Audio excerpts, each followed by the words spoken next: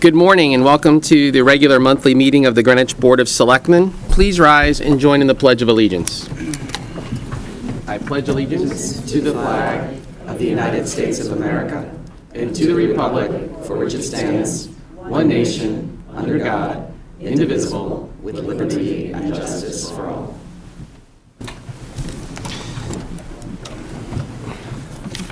This is the final meeting of the 2015-2017 Board of Selectmen.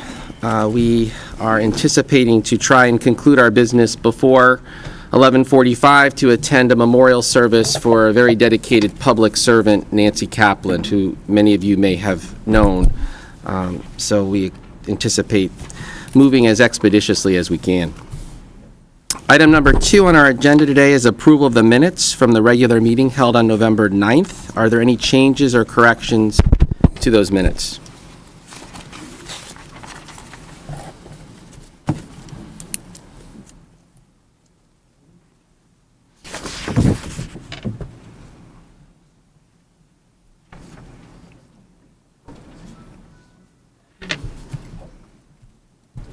If not, is there a motion to approve the minutes as presented? So moved. Second. Okay, without objection. Item number 3, updates. Been quite a bit of happenings taking place in town. And I just have to ask that the mic is working.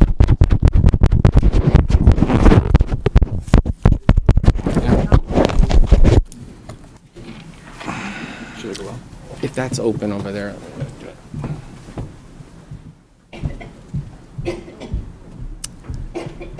We're okay, Don? It's just not magnifying.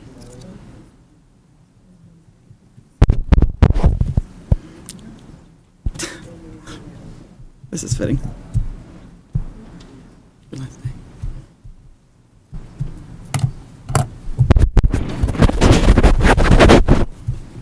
Well, thank you all for coming to my To your farewell. to my farewell. I know you're all here for me. Thank you.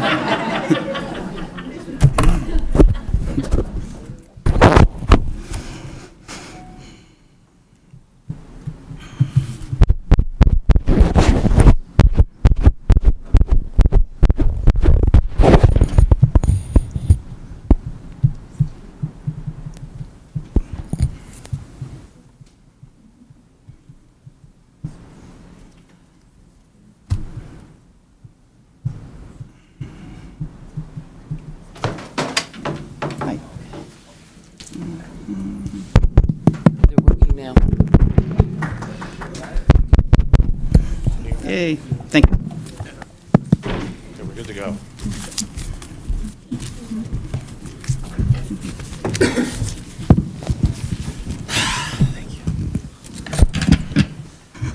Trust me, we're not going to start over the introduction. So item 3, updates. Our last meeting was held on November 9th, and for those who may be new in the audience to the Board of Selectmen, under our town charter, there's a requirement that the board hold one monthly meeting, and at that meeting, the first selectman update the other selectmen on any items that are of interest or relevance to the board. So bear with me, there's been a lot of activity over the last several weeks since we met on November 9th. Of course, we had Veterans Day here in town. I just want to acknowledge the contributions of the Veteran Council for organizing festivities right throughout the town, primarily the Veterans Day Walk that took place on Saturday, November 11th. On Monday, November 13th, I had the opportunity to welcome our Selectman-elect Sandy Litvak to Town Hall. We conducted our first of 2 meetings and was able to share with Sandy some of the workings of the board and what we anticipate to come before this board in the future. Budget is certainly something that takes up a lot of the town staff time and the time of all the other governing boards in towns, but some of the other issues, notably what we foresee in working with the Board of Education, with the necessity for fields, and addressing some of the encumbrances on our existing properties. On Tuesday, it was invited to recognize one of Greenwich's outstanding women. Mrs. Marie Krummick was recognized by the Women's Club as the Woman of the Year. Mrs. Krummick is the mother of our Superior Court Judge Ed Krummick and mother-in-law of Beth Krummick, who serves on the BET. She has been an integral part of the Women's Club of Greenwich and has made many contributions in the humanitarian, education, and civic areas. Later that evening, we had a BET Budget Committee. There has been ongoing discussions with that board and that committee concerning the advancement of the Byram Fire Station renovation. Certain members of the board have had a desire to look at maximizing that particular facility for other uses, GEMS, and it was approved, and I'm thankful for those, to advance to the board that item to release the condition on the architectural and engineering funds. Unexpectedly, there was conversations between certain members of that board and a member of the GEMS board, which resulted in putting that on hiatus. We expect that to come back in December with definitive GEMS response as to their inability to use that, but nonetheless consumed a considerable amount of time. On Wednesday, November 15th, I had a meeting with Sue Baker and Roger Bougen. They're members of the Shellfish Commission, as well as Denise Savageau, who's our Conservation Director. One of the exciting initiatives for our town is a partnership that was established with the University of Connecticut and the Town of Greenwich Shellfish Commission. It is working with the university to collaborate with their Department of Ecology in Evolutionary Biology and the Center for Environmental Sciences and Engineering. Their current goal is to, as the partnership, and to support their ongoing work as a research center, is to establish an endowment and a spendable fund through the University of Connecticut Foundation to provide both a permanent source of revenue for their education and research of the environs of the Long Island Sound and support the ongoing expenses of the partnership. So certainly gave my blessing to this. It is an exciting development for Greenwich. It will bring forth a great deal of data. Some of it already has been forthcoming. And it also will be part of, in my view, the town's overall emphasis on economic development. Outside on our shores lies a very valuable resource, both ecologically, environmentally, but economically, and that's something that perhaps we've taken for granted, but very exciting and looking forward to that blossoming further. Thursday, couple events, very important. One was that the Ableist organization based over in Glenville had a grand reopening of their Gifts and Garden Center. These two facilities operating in one location were supported through the Federal Community Development Block Grant Program allocation through the years. And it was wonderful to see so many of the clients and supporters there celebrating a wonderful resource for Greenwich. I would encourage folks, as the holiday is here, to go down and patronize their shop, which has so many nice plants and other gifts. Later that evening, we were at the YWCA for the First Selectmen's Diversity Advisory Committee, held a program on the topic of immigration. This is something that was developed out of the committee. My suggestion and the overall goal was to provide a degree of understanding as to the legalities of the issue, status, in terms of what is referred to as undocumented. The point made was that illegal is not, in the vernacular of the universe, that supports services and aid to individuals who are undocumented. Bobby Walker served as the moderator. We had Alex Aravello from Catholic Charities Immigration Service present. He spoke both personally as to his experience as well as professionally now in the work that he does.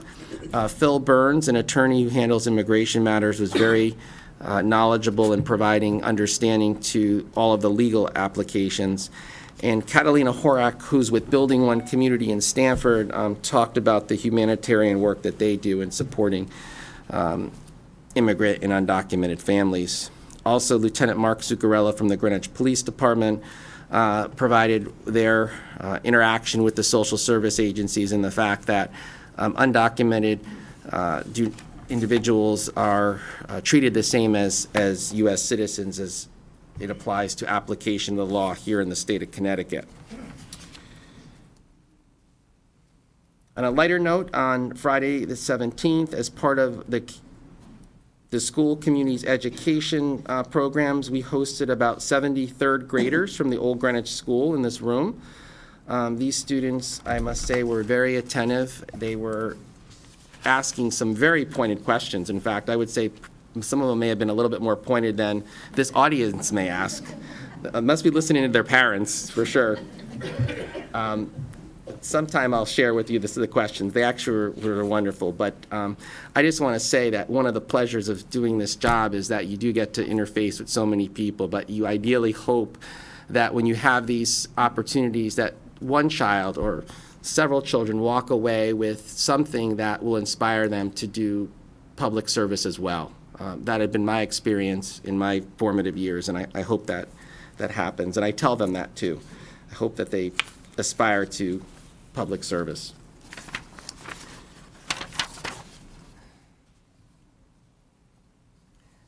Moving into the holiday week, it was an abbreviated week. We are beginning to prepare for the budget. We have a calendar for the Capital Improvement Program Committee, which will have several new members this year as a result of changes in the superintendent's office as well as on the various boards. The boards like Board of Ed, BET, and RTM have non-voting ex officio members, but the management staff, the superintendent, the director of parks, public works, all formulate recommendations with me that result in our submitting a budget to the BET. We will be having a public hearing, which is going to essentially show all of you and the public what is in the budget for 18-19 as it is reflected in the current year's budget. That is the point of departure. That is the document that we work from. That is clearly not the final document. That just is, again, what did we foresee earlier this year as anticipated requests and needs for the coming year. And Ben, if I can call on you, that date is the Monday night, December 18th at 6 p.m. And that is out on the web, but certainly we'll circulate that further. We got folks from the press here. But again, it's an opportunity to kind of set the table for that discussion. On Tuesday, I had another opportunity to meet with our Selectmen-elect, Sandy Litvack. We went from a literally bottom to top tour of this building. I love showing off the building and the people who work here, more importantly. And so Sandy went from all the way from the mailroom up to the third floor in the health department, the laboratory, and so forth. Very important for anybody who's going to be involved in our government to see all the facets of it, but the people behind it who really make it work. And that's the opportunity we had, because frankly, as of Friday, once he is sworn in, we cannot meet under FOIA. So it really was an opportunity to avail ourselves prior to his swearing and to be able to have the more intimate conversation on subjects that don't violate the State Freedom of Information Act.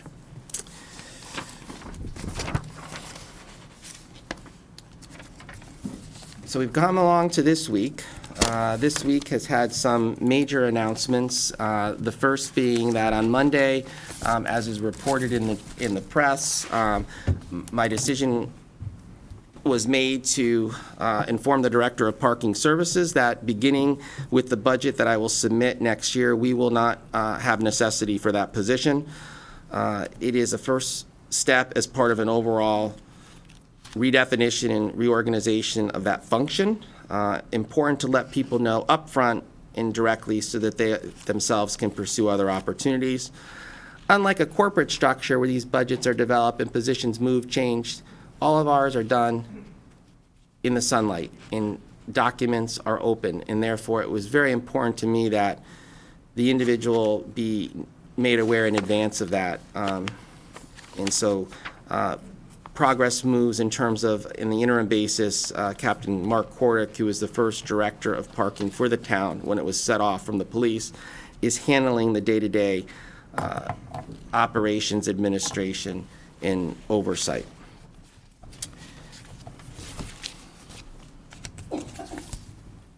Yesterday will go down as one of the saddest days for me of my tenure as first selectman, when we announced, in working closely with the Greenwich Police Department, that as a result of an ongoing investigation into possible malfeasance among one of the employees of the sewer division, that an arrest was being made. The issue first came to light in August when a town employee reported to the Office of the First Selectman alleged improprieties in the Town of Greenwich Department of Public Works Sewer Division.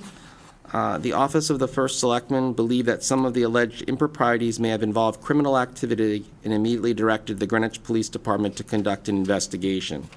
The Greenwich Police Department investigation identified 2 areas of concern: the dumping of septage at the Grass Island Wastewater Treatment Facility and the sale of town-owned scrap metals. After extensive investigation, including numerous interviews and a review of thousands of pages of documents, the police department obtained an arrest warrant for town employee Dwayne Lockwood. Mr. Lockwood surrendered to Greenwich Police on Wednesday, November 29th, and was charged with first-degree larceny and a single count of tampering with the witness. He was released after posting a $10,000 cash bond and is scheduled to appear in court on December 13th. Mr. Lockwood has been an employee since 1988. He had been employed as a process control manager at the Grass Island Wastewater Treatment Plant since December of 2008. He has been placed on paid administrative leave pending an internal administrative investigation by the town. Police received information about town-owned scrap metal being sold for personal profit during their investigation. Detectives found evidence that indicated Mr. Lockwood had personally profited from the sale of town-owned scrap metal and had also attempted to influence a witness to provide false testimony about the activity. As I said, I'm disappointed by the actions and behaviors that have led to the investigation and subsequent arrests. I do want to thank the individual who came forward to report the situation. My administration has not and will not tolerate any behaviors that undermine public trust or besmirch the good reputation of the town and the hundreds of town employees who diligently serve our residents honorably each and every day. Because it is ongoing, the investigation by police and personnel, there is not much more we can say at this time, but as I reminded the employees when I visited them yesterday at the sewer plant, along with the commissioner and the manager, that it is an ongoing investigation, and we'll see where that investigation ultimately takes us to. But not a great day for the town. Tomorrow begins the start of the new term. There is a ceremony here beginning at 10 a.m., which will institute the new board. We anticipate the ceremony will last about an hour and is open to the public. There'll be overflow seating should we need it in the cone room upstairs with, I believe, video footage. Looking ahead, on Monday, December 4th, the new board will actually convene in its first meeting, and that meeting will be an orientation meeting. And it is not uncommon for us to do that, particularly when there are new members, to not only review the powers, duties, and responsibilities of the board, but also to review freedom of information and the strict requirements that we operate under as a public body. And again, that meeting will be at 10 a.m. We anticipate over the next several weeks, we will begin to take up several of the matters that are in process between various boards. I know many people are interested in the subject of the fields in the litigation. Speaking for myself, I expect will be a lot of discussion and a lot of forethought into that and understanding all avenues of that issue. It is complex, it is layered, but clearly strategy is important in a plan and in forecast of what we can and cannot do is going to be at the center of it.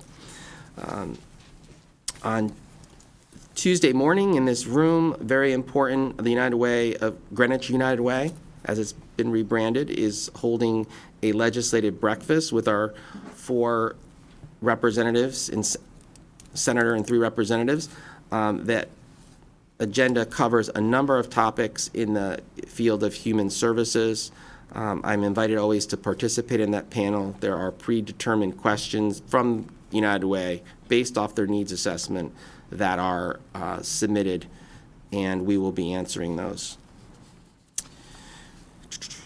On the 7th of December, Pearl Harbor Day, there'll be a ceremony here at Town Hall at 4 to commemorate those that were lost and commemorate that fateful day.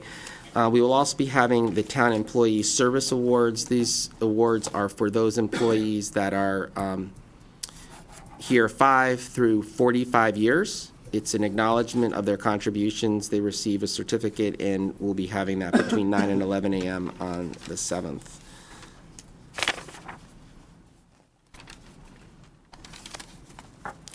And I believe in terms of, there's probably many other things, but I'm trying to highlight the major ones. We will be acting today on the fire marshal, appointment of a new fire marshal, and that swearing in for the new fire marshal will be at the fire department on the 12th, the Tuesday.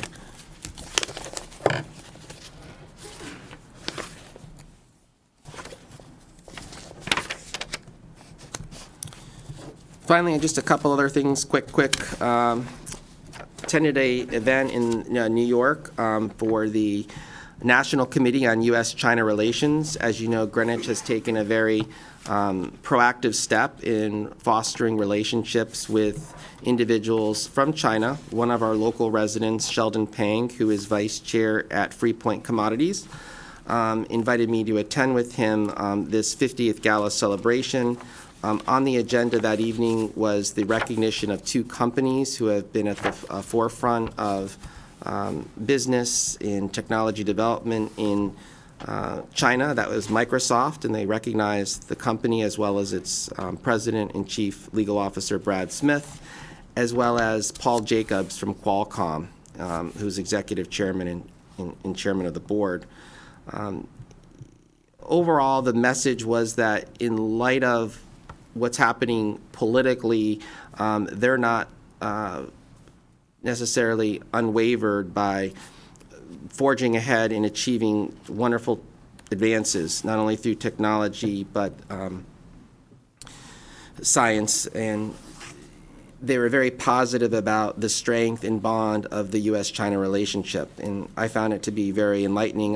Dr. Henry Kissinger was seated maybe 3 feet away, and certainly commands a great deal of respect given his level of engagement back when he was part of the Nixon administration and opening the door to China. But we have a wonderful community here and many people who have ties to China, and I think it's important that we continue to foster that relationship.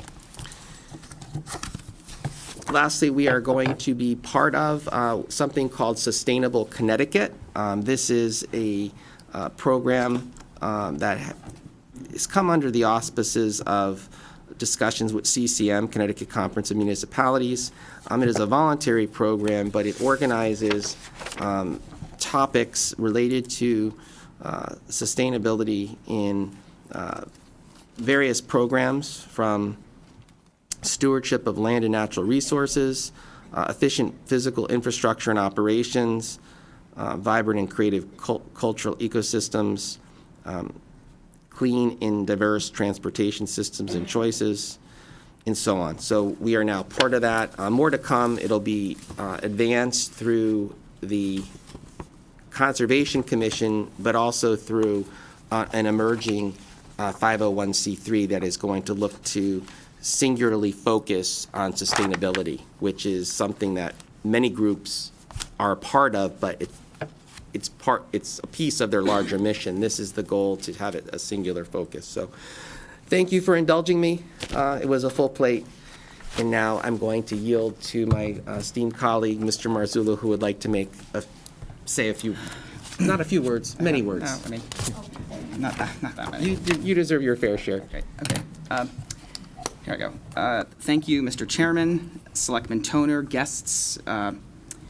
We will proceed with the everyday business real soon, but just some remarks. I'd like to begin with a true story that happened many years ago. If you have heard this story before, since it is my last day, please laugh on cue anyway. So I am in line at Starbucks, excited about ordering a tall latte. Fat-free, not really, but that's what, okay. But when an elderly gentleman with a cane came over to me, introduced himself and said, "I just want to let you know you are doing an amazing job as selectman. My family and I are very fortunate to live in such a beautiful town that's so well-run." And then he extended his hand for a shake, and he said, "Thank you, Mr. Tessie, for all you do." Now, I could have told him, but I didn't. So I went with it for the while, because this could be fun. So I said, "Thank you, Mr. Jones." And when we were leaving, he said, "So, Mr. Tessie, can I ask you one more question?" So I said, "Sure. Being selectman, what is the best part of your job? What drives you every day?" So Mr. Tessie answered, "That's easy. The best part about being selectman is working with Drew Marzullo." I tell this because, as I reflect on my 8 years in this position that I have loved and have enjoyed doing, many accomplishments come to mind for me personally that have been rewarding. Some are more tangible than others, and some will rest for years, that came as a result of the amazingly talented and dedicated men and women who serve on boards and commissions that I participated in the vote for. So a couple. On June 14th, 2016, it was a sunny day, I initiated a gathering here at Town Hall that was attended by hundreds of people to raise, for the first time ever, the rainbow flag, standing in solidarity with the victims of the Orlando mass shooting that took place at a gay nightclub. And that event became a domino effect throughout Connecticut for many towns and town halls to do the same. And it was especially because my 5-year-old at the time was standing with me. On December 23rd, 2014, it was a Tuesday evening, when Peter and I were notified together at Greenwich Hospital that our beloved colleague, Selectman David Tice, passed away. This traumatic and unprecedented occasion was marked by profound sadness, felt well beyond the confines here at Town Hall, and Peter and I agreed that day to do what we could to honor this man, memorialize this great man, and I can honestly say we succeeded in that, Peter.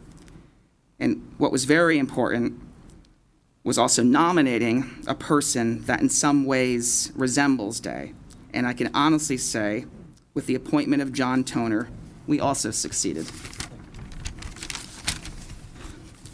Since 2009, I participated in the MI process, advancing such capital projects like MISA in New Lebanon, affordable housing units, the Witherall expansion, the Byram Pool, the downtown fire station, the old barn at Greenwich Point. I reminded today, of all days, Nancy Kaplan's service to the town, most recently on the Board of Park and Recreation. And I'm reminded, too, about my good friend Gary Delabate, who served with Nancy for many years. And I can't help remembering the nomination process at Gary and what that brought. That still is a bit sour in terms of the way he was treated. But the RTM got it right the last time,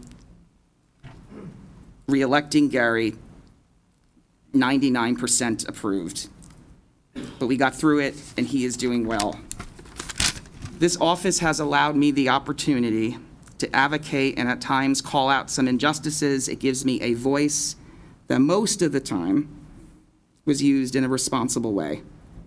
I stood by our first selectmen and our police chief, school officials when we talked about bullying.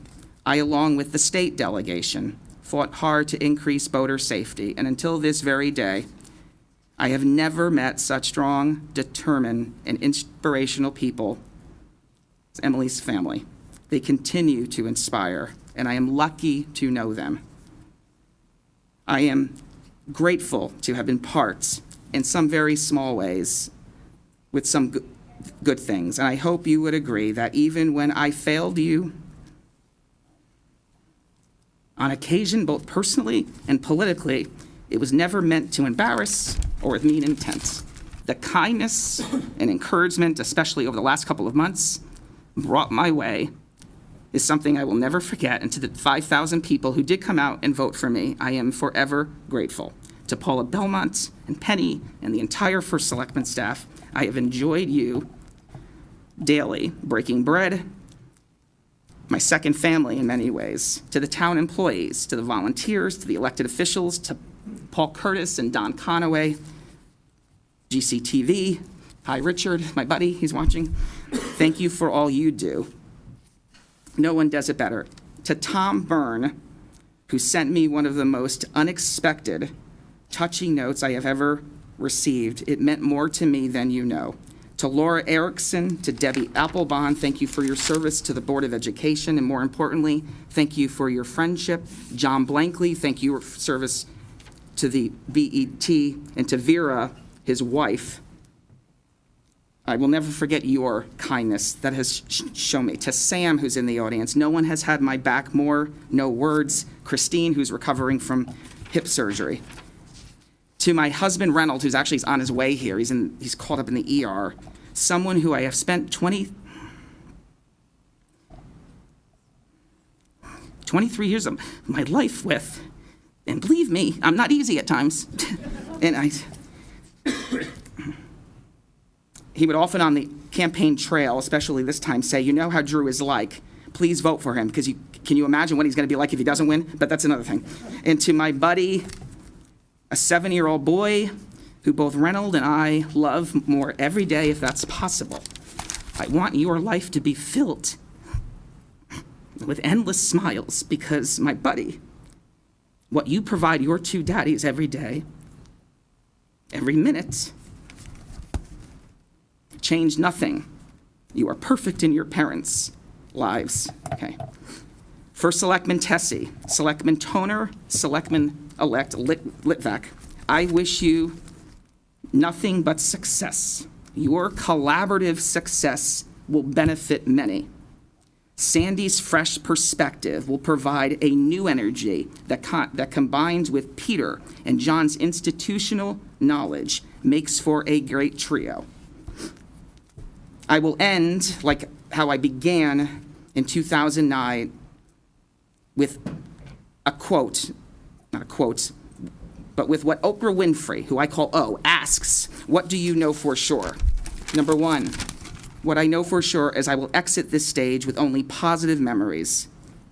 25 pounds heavier, but positive memories. No matter how low, whatever your circumstances, no matter how low you may think your life is, things do get better. That I know for sure. And I also know for sure that we are, as elected officials, given a finite period of time to do some good. You try to do some good with a head not getting bigger and bigger, and it's sometimes hard, as political office is sometimes seductive in many ways. But I'll end with a story, no matter how much you think your head gets. I have the opportunity to meet the President of the United States. I've had the opportunity to meet Matt Damon, and until 2 weeks ago, the most eligible bachelor in the world. And if you're gay, that's a big thing. Prince Harry I met, believe me. So, but I will tell you, no matter how big your head gets, last story. I pull up to the RTM many, many years ago. There was a big meeting going on. Place was very crowded. I got off the ambulance. I was late. I pulled up. Cars everywhere. Peter is driving in. They had a police officer marked off a spot for Peter to park so he can get in and speak. So I pull up, thinking, Selectmen. I tell the police officer, who I've known for years, can I park behind Peter?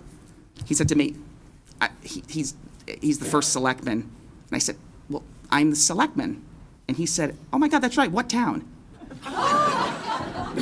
thank you all from the bottom of my heart.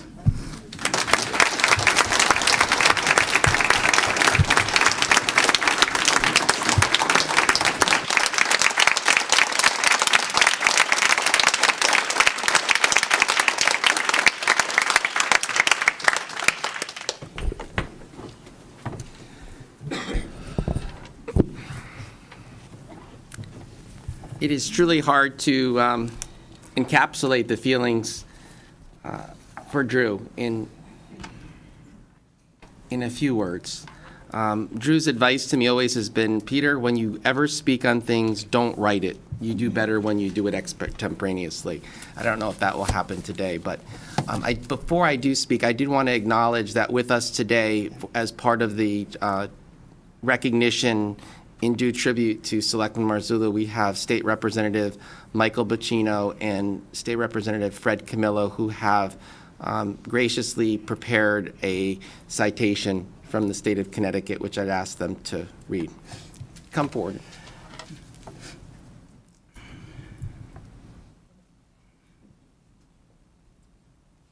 Thank you, Peter. Good morning, everybody. If you use the mic, Fred, please. Okay. Good morning, everybody. Thank you, Peter. I've always said when I read these things, the best way to bring the place to a grinding halt is to read these things word for word. So I will summarize. Mike's younger, his eyes are better, and he'll read quicker. But I do want to say, Drew, on behalf of State Representatives Livy Florin and Mike Bacino and State Senator Scott France, we have a citation from the Connecticut General Assembly that salute you for your 8 years of service on this board, but also your 4 years on the RTM, as well as numerous other endeavors on behalf of the people of the town that you truly love. May God bless you. Thank you, and good luck, because you got a lot ahead of you. So thanks, pal. Thank you.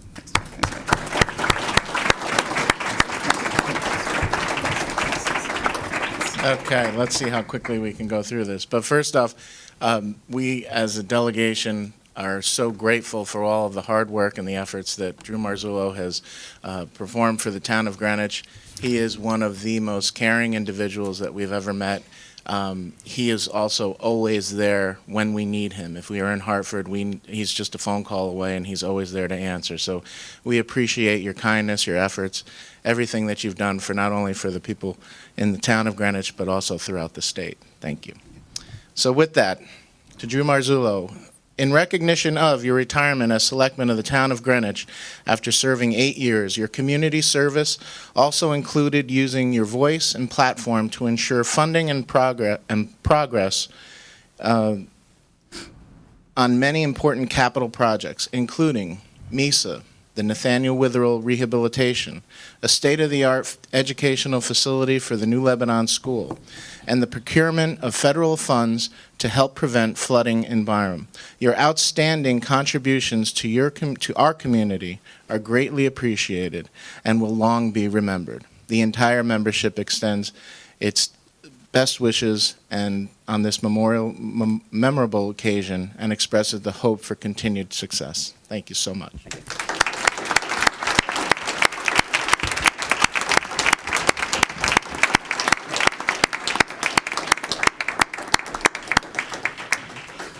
Thank you. Thanks so much.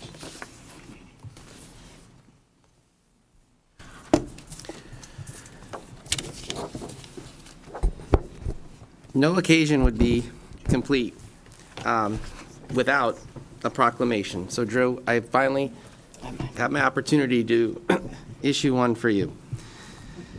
Whereas Drew Marzullo served as a Democratic selectman since 2009, whereas a third-generation town resident, Drew and his husband Reynold and their son Richard reside in Coscob. Whereas Drew has been involved with many projects, including MISA, the Nathaniel Witherell Project Renew, a member of the New Lebanon School Building Committee, and the procurement and aided in procuring federal funds to help prevent flooding in Byram. Whereas Drew, during his term as selectman, has been outspoken on many issues, including those regarding bullying, LGBT rights, and Connecticut's foster care and adoption programs.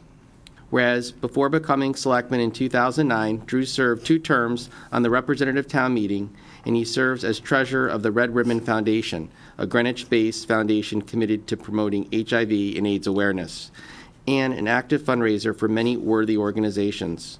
Now therefore, I, Peter J. Tessie, First Selectman of the Town of Greenwich, do hereby proclaim Thursday, November 30th, 2017, as Drew Marzullo Day in the Town of Greenwich, and urge all citizens to join me in recognizing all of Drew's accomplishments during his tenure as Selectman, as well as his caring thoughtfulness to all citizens, and always with a humorous side and smile. Drew, thank you very much.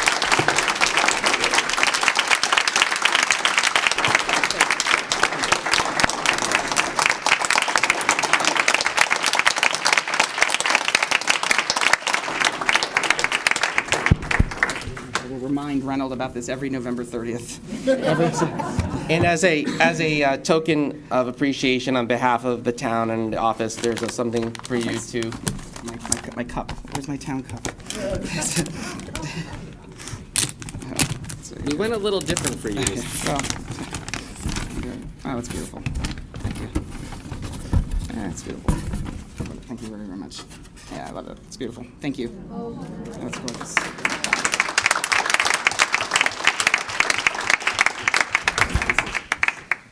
Okay. There you go. Thank you very, very much. To charter change, to the main event. Again, I just want to say, Drew has been not only a colleague, but a friend. And someone told me a long time ago, in politics, you may think you have many friends, but truly, as I've learned over time, you do say you have friends, but in the end, they're acquaintances. The few friends are hard to come by when you come down to it. They're the folks who are there with you, irrespective of your differences on an issue or who you are, and they don't judge you. And I have to say, I've come away from my service with Drew a better person, and I truly consider him a friend. And as I told him one day before the election, I said, irrespective of what happens, this is a finite period of time. Ideally, we all want to be friends when we are 10 years, 15 years, God willing, doing other things. And I truly believe that will be the case, Drew. And I will say now, it was going to come later in the meeting, but I am going to be appointing Drew to serve on the First Selectmen's Diversity Advisory Committee, which is something that in its purpose is really to create understanding within our community about the strength and diversity and differences that make up Greenwich. So I look forward to working with Drew on that, as well as something that he's been doing, which is overseeing public access television, Channel 79. He will continue to work with us on that volunteer committee. So thank you very much, Drew. It's been a pleasure. Let's go.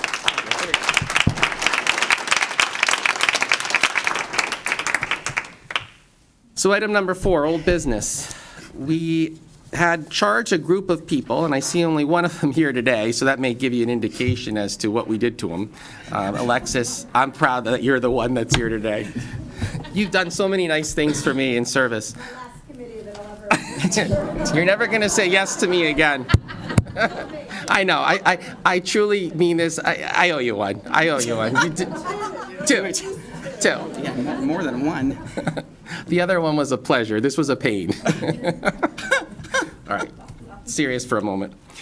So the committee conducted its task. Unfortunately, the chair and secretary advised me late last night that they would not be able to come due to business. However, we did meet yesterday, each of us, with Mr. Finger, who served on the committee and had served on the original committee. This particular committee was looking at provisions that pertain to Section 66 and 67 of the Charter, with the thought on applying the same process that we go through to amend provisions related to RTM, BET, Selectmen, and that RTM ultimately to the voters. We received their reports. We understand there are two reports. The reports will be put online.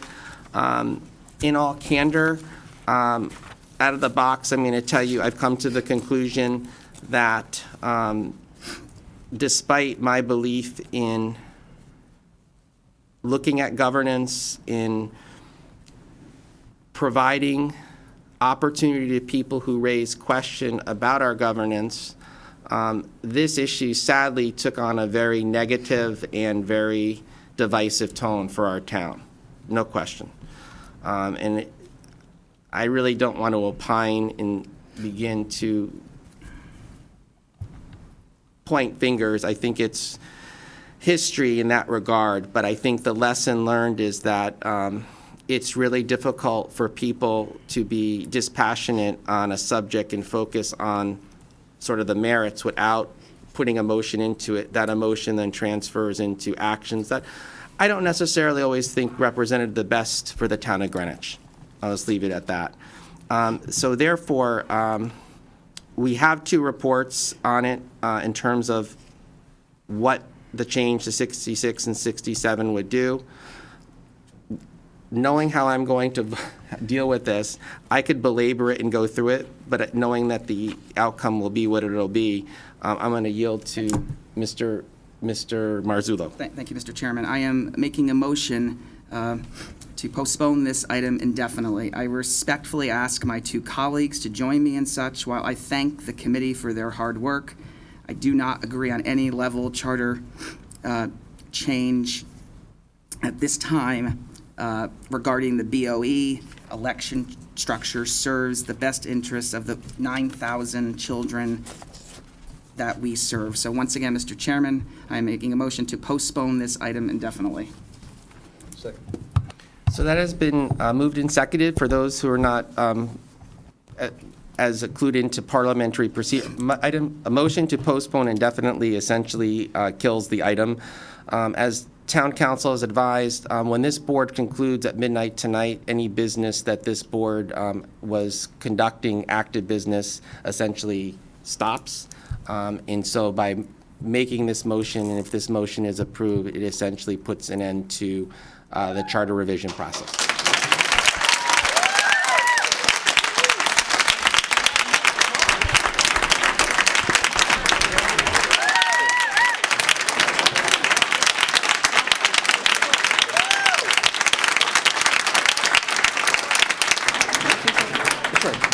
So the motion has been moved and seconded. Any discussion on the board? Yet, if I may. I think that this was a very productive exercise. It got people involved in thinking about the Board of Education, which people sometimes push to the one side. In my discussion with Bill Finger yesterday, we talked about the fact that it's very hard to get people to run for the Board of Education. I see former members of the board here. I thank them for their service. I thank Debbie and Laura for their services as they come off the board. I challenge the rest of you to come and think about in 2019 of running for the Board of Education. Thank you.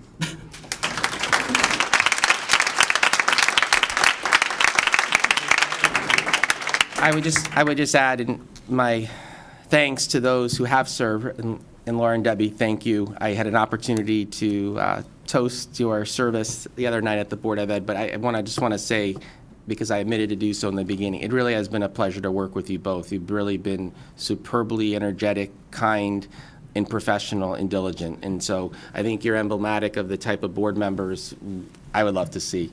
And I recognize so many others out there. John, he's leaving. And so the other issue that was surfaced in this, and I, again, want to just emphasize, is that we heard often that people want a nonpartisan board. And I understand efforts have been made to this with the state through the Connecticut Association of Boards of Education. I would encourage all those who truly and sincerely believe that, and I would join in that, is to advance that through the legislative process. And perhaps Greenwich could be at the forefront of that, given the experience we just went through. Because ultimately, the whole desire here is to improve the overall quality and performance of our schools. We have great schools, but we have had issues in governance. And I think if you truly remove politics from it, maybe you'll get a little bit better.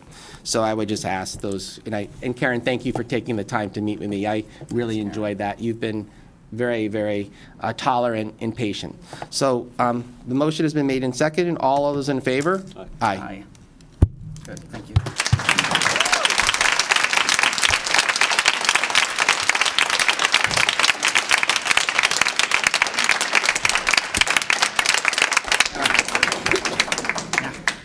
Now this mass exodus. It's okay. We take a break. We take a break. We'll take one break. We're going to take a 5-minute recess. So with the retirement of Sean McDonald as fire marshal, the position was tested, and that process yielded a list of candidates. Christopher J. Pratico was the #1 candidate that came through that process. For those of you who do not know what the fire marshal does, I'll just take from the job description. The fire marshal expectations include, but are not limited to, ensuring compliance with all state and local ordinances and codes as they relate to fire inspection, fire prevention, and fire investigation. The fire marshal confers with town officials and the public to provide information and to resolve problems, including matters of the audit committee related to multifamily inspections, assigns duties and schedules relating to investigations, inspections, complaints, plan review, consultation, after-hour call-outs, nights, and weekend coverage.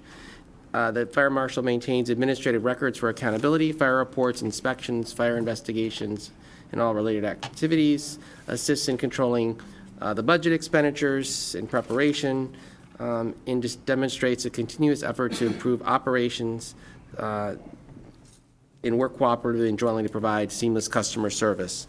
Those are just some of the components of the job that I extricated from the job description.